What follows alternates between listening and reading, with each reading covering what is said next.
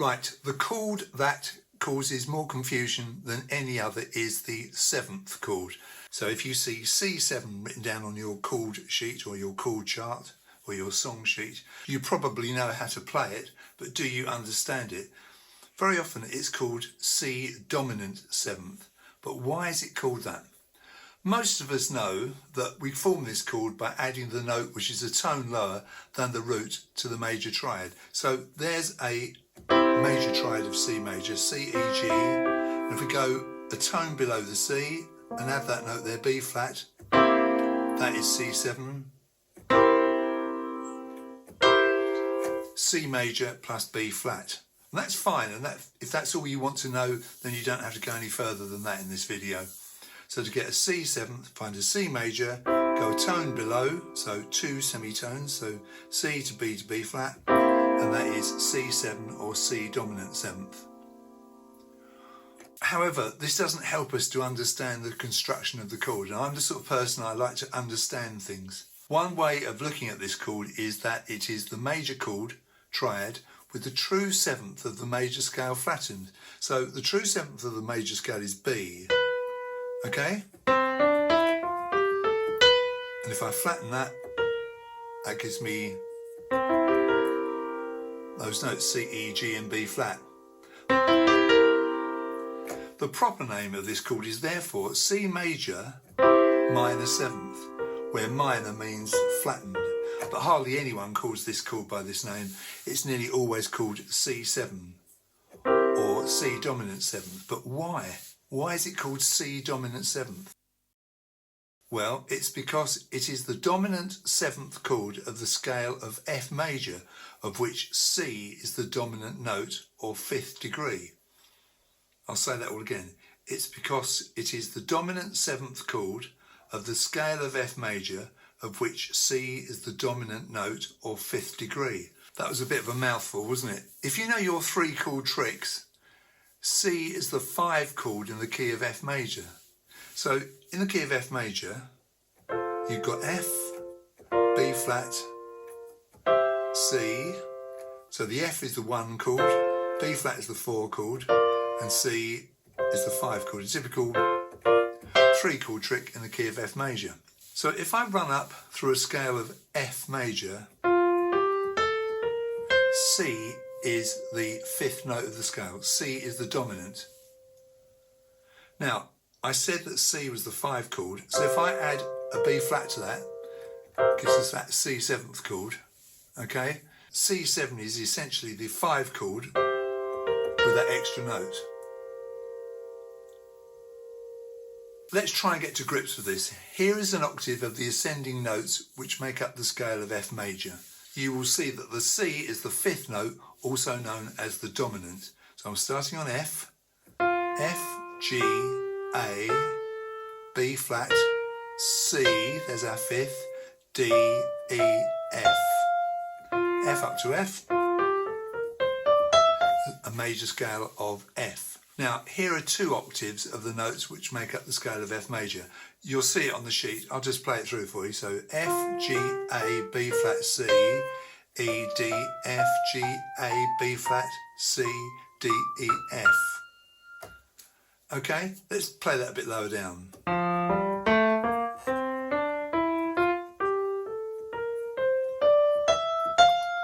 So I played 2 octaves of F major, so I played 2 lots of B flat, didn't I? Now let's make a partition so that we can easily see the notes from C to C. Now if I play notes from C to C, but I play the notes that we found in F major,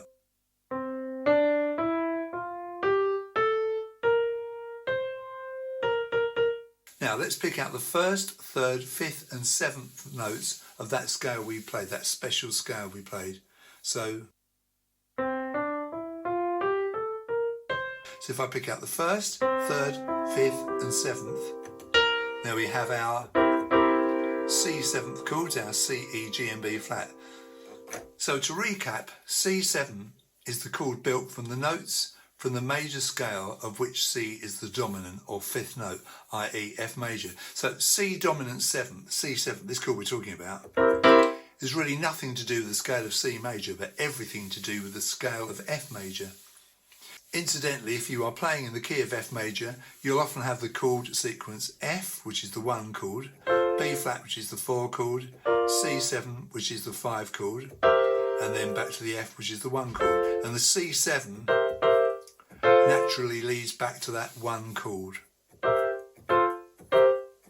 The dominant note in a scale is the second most important note after the tonic. So there's the tonic in the scale of F, there's the C, which is the dominant. So this note C creates tension or instability, which requires a return to the tonic for resolution.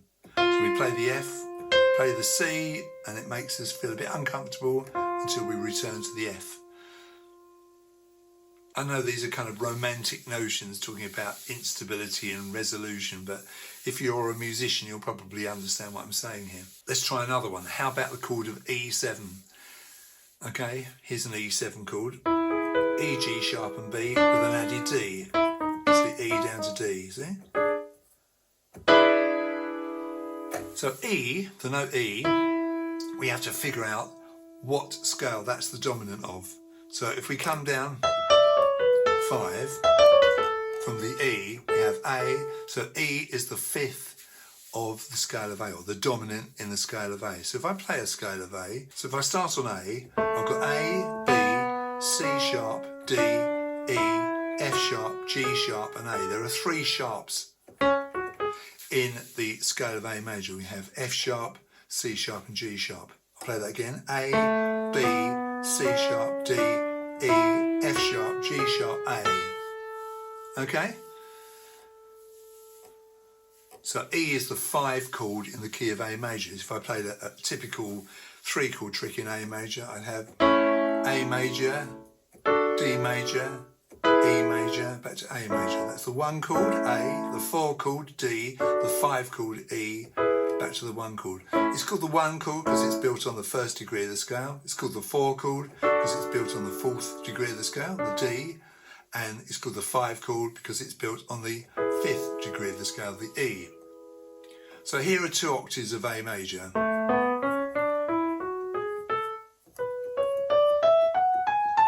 Okay, so you know what I'm going to do now? I'm going to make those partitions so you can see the scale of E up to E, but using only notes from the scale of A major, of which E is the dominant or the 5th. So starting on E, we have E, F sharp, G sharp, A, B, C sharp, D, E. Now if I pick out the 1st, 3rd, 5th, okay, and the 7th, I've got the D. So E, G sharp, B and D form the chord of E7, commonly known as E dominant 7th. A typical chord sequence in the key of A major would be A, D, E7 and back to A. So it's the 1, 4, 5, 1, but the 5 is the 7th version of it. I mean, cosmetically they're the same. There's E major, there's E7. There's not a great deal of difference, is there? Just that extra D gives us a bit of flavour. So A major, D major, E7, A major. So the dominant part of the name comes from what scale the root note of the chord is the dominant or 5th. You simply build your chord from the notes of that scale. Here are some more. A7, okay, here's an A7 chord. There's A major, there's A7. Yeah, it's a tone down from the root note. A is the 5th or dominant of D major. So A is the 5 chord in the key of D major. So let's run up from D to D, 2 octaves.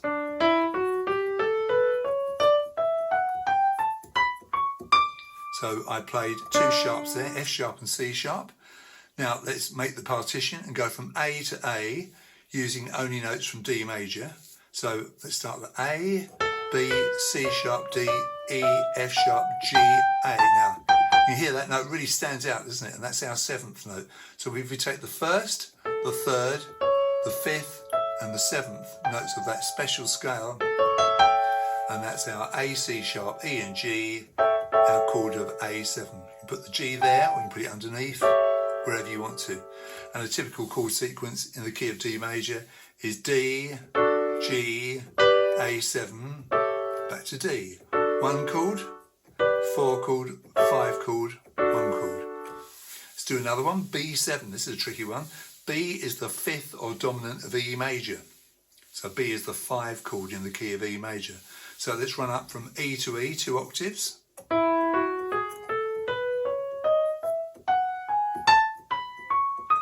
Four sharps there, F, C, G and D. Now, remember this is B7, so we're going to go from B to B, playing notes from the scale of E major. Remember B is the 5th of E, the dominant of E. So let's start at B. B, C sharp, D sharp, E, F sharp, G sharp, A, B. And that A really stands out, doesn't it? That's our 7th. So we've got B, 1st, D sharp, 3rd, F sharp, 5th, and the A gives us that A, and that's our B7, B dominant 7.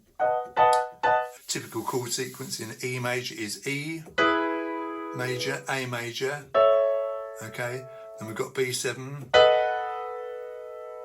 and then back to E, 1, 4, 5, 1. Do a few more. Let's do D7 now. D is the 5th or dominant of G major, okay. So D is the 5 chord in the key of G major. So let's play our double octave of G.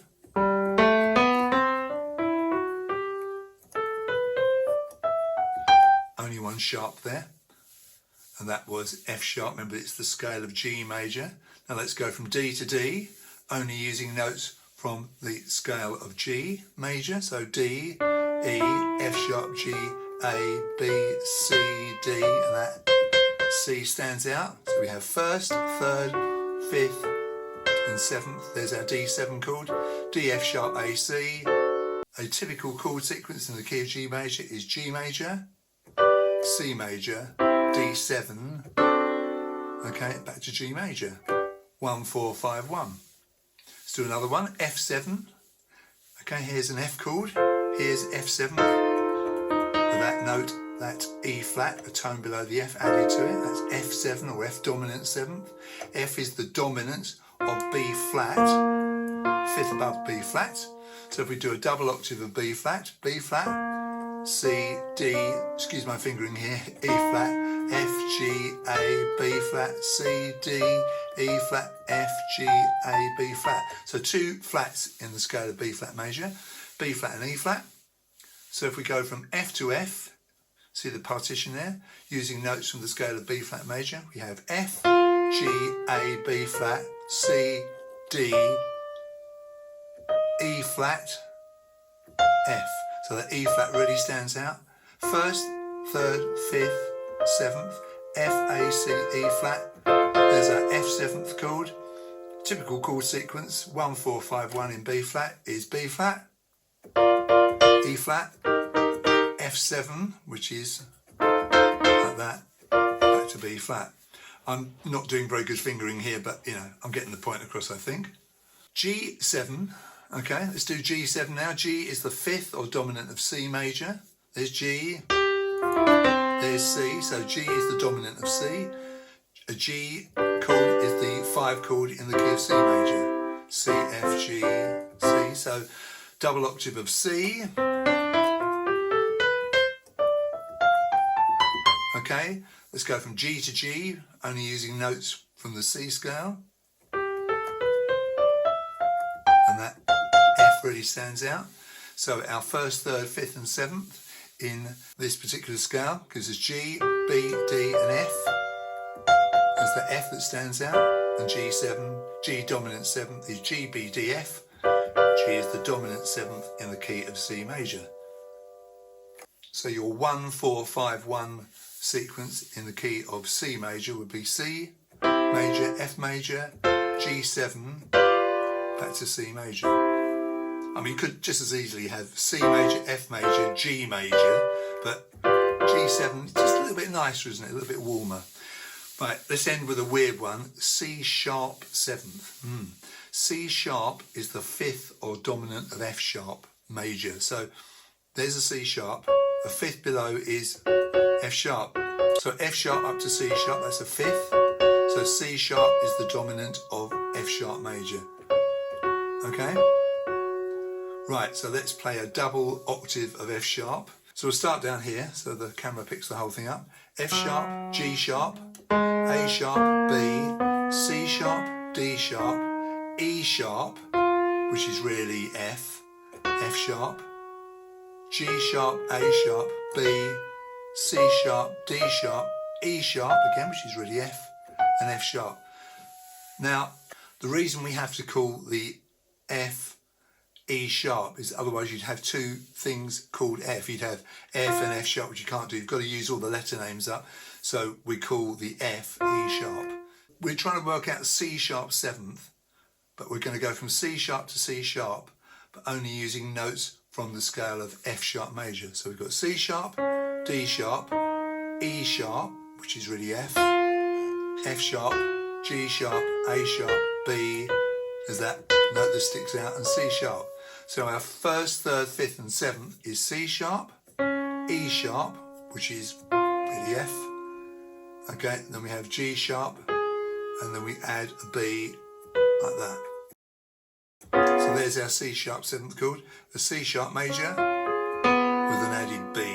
The typical chord sequence in the key of F sharp major is F sharp major, B major, C sharp 7th, back to F sharp major. I hope I haven't fried your brain too much. I'll just very briefly talk about some of the other 7th chords. The C major 7th, this is much easier to understand because it's the major triad with the true 7th of the scale added. So C, E, G, B. And very often we might put the root note in the bottom like that and lose the root in the middle, see? But it's C, E, G and B.